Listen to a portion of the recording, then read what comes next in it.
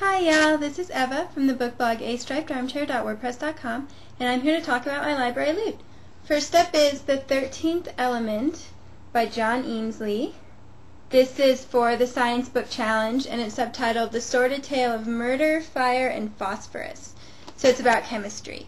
Chemistry is my least favorite science, so I'm hoping that I'll find some pop chemistry books that I enjoy. An Obsession with Butterflies by Sharmin Abt Russell.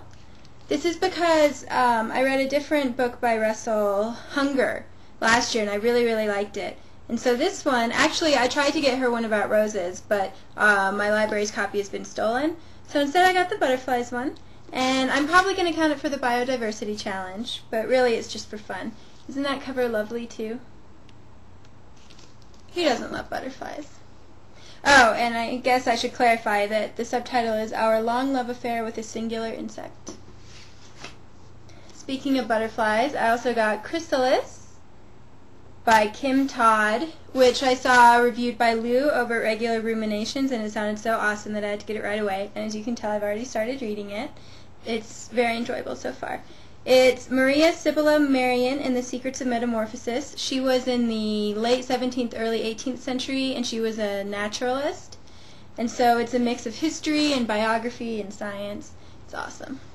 I'm probably going to count it for the Women Unbound Challenge.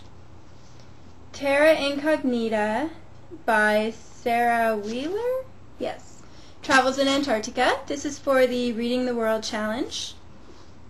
I don't have a lot of interest in Antarctica. I'm not a penguin girl. I know a lot of people really like penguins, but I don't know. I just don't see the appeal. So, I'm not really sure what else there is in Antarctica, so it should be fun to find out. The Jew and the Lotus by Roger Comenet? That's what it looks like. Let me check just to make sure. Yes. This is for the World Religion Challenge. On Twitter, I asked for suggestions for Jewish books, and someone retweeted, and then a rabbi was recommending this to me, which was really cool because I haven't really chatted with many rabbis in my life. I was raised Catholic. I do have Jewish friends, but I've never really been to a synagogue.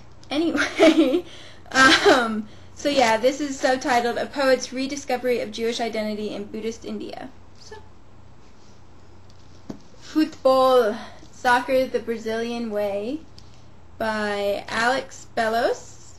This is also for the Reading the World Challenge, and I'm trying to read more sports books this year, and soccer is the only sport that I have a lot of actual interest in. I grew up playing it, and I really enjoyed it, and I enjoy watching it on TV, so obviously Brazilian soccer is quite fun to watch. Arrow of the Blue-Skinned God by Jonah Blank. Isn't that a cool cover? This is also for the World Religion Challenge. It's retracing the Ramayana through India, so obviously it's about Hinduism. And I really wanted to read more about Hinduism after reading Looking for Bapu, which was a YA fiction novel, but it had a lot of Hindu gods in it, which was really interesting. And I've been kind of obsessed with Krishna since I was, oh man, maybe like 12 or something.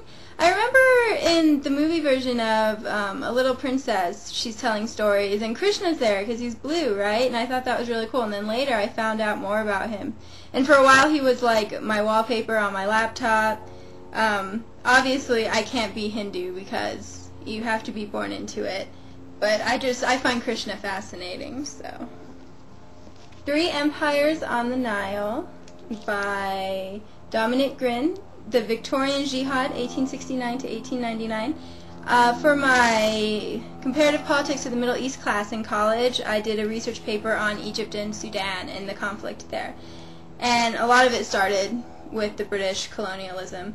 So, well, it didn't start, really. It's been going on for a long time. But British colonialism played a part in it.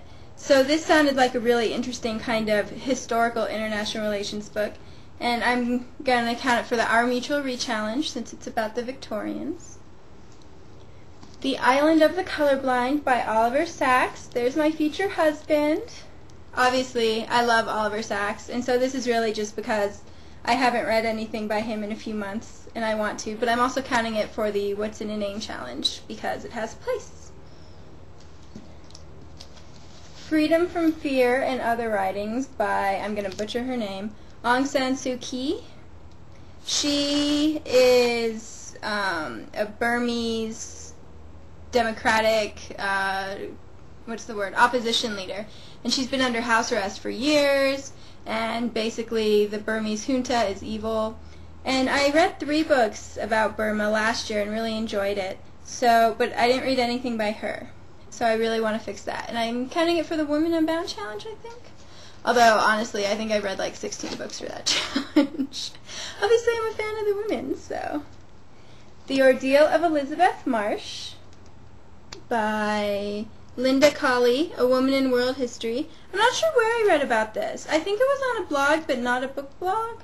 Anyway, it's about Elizabeth Marsh, who was born in Jamaica, and she lived in the 18th century, and she just had like a crazy life and went all over the world and got caught up in a lot of events, so it sounds really interesting.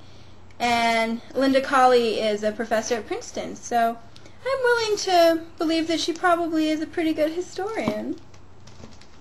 That's also another Women Unbound book. Imperial Life in the Emerald City by Rajiv Chandrasekaran. Probably butchered that too. This is for the colorful reading challenge. Yeah, because of the emerald. And it's inside Iraq's green zone. I haven't read a book. I read a lot of books about the Iraq War in, I think, maybe 2007, 2006, that kind of thing. And I kind of burnt myself out. So I haven't read one in at least a year. And then earlier this year I read Sisters in War, which is about it. And I thought I'm missing kind of more international relations things. So it sounded good. And finally in nonfiction we have The Country Under My Skin by Gioconda Belli. She's Nicaraguan, but doesn't that look like an Italian name to you? Okay.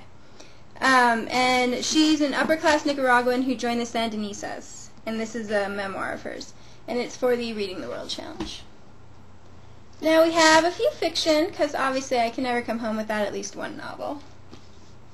The Skating Rink by Roberta Bolaño. Roberto, I guess, since he's a guy. I keep saying I really need to break that habit. Anyway, Lou over at Regular Ruminations is reading a different Latina author every month. And this month is Bolaño, and he makes me a little nervous, especially his long stuff. And I saw a good review of The Skating Rink somewhere. And since it was a lot shorter, and it sounded like my style, I thought I'd start there. So that's what that's for. Castle Epstein by Alexandre Dumas, which is for the Classic Circuit tour, and I'm actually really excited about this. I really enjoyed Three Musketeers, and then I absolutely hated Count of Monte Cristo, and I know that that's not normal. So I really wanted to try one of his lesser-known things, and this is a novel of romance and horror. And do you see, like, the skull turning into the castle? Isn't that great? I know there are going to be ghosts, so I'm really curious to see what I think of him. I figure this will be the deciding factor on whether I read more of him or not. An Elegy for Easter, Stories by Bettina Gappa. She is Zimbabwean, and I actually got this because Claire over at Paperback Reader wasn't a big fan of it, and she wrote a review saying that. And then the author was really classy about it, and so that really made me curious to see what the stories were like and if I'd enjoy them or not. And her life sounds really interesting. She has law degrees, and she works as an international trade lawyer. So, don't you love that cover too? It's very striking. Grapes of Wrath by John Steinbeck, which I'm reading along with Vasily because I've read quite a few other Steinbeck and enjoyed them all except for Of Mice and Men.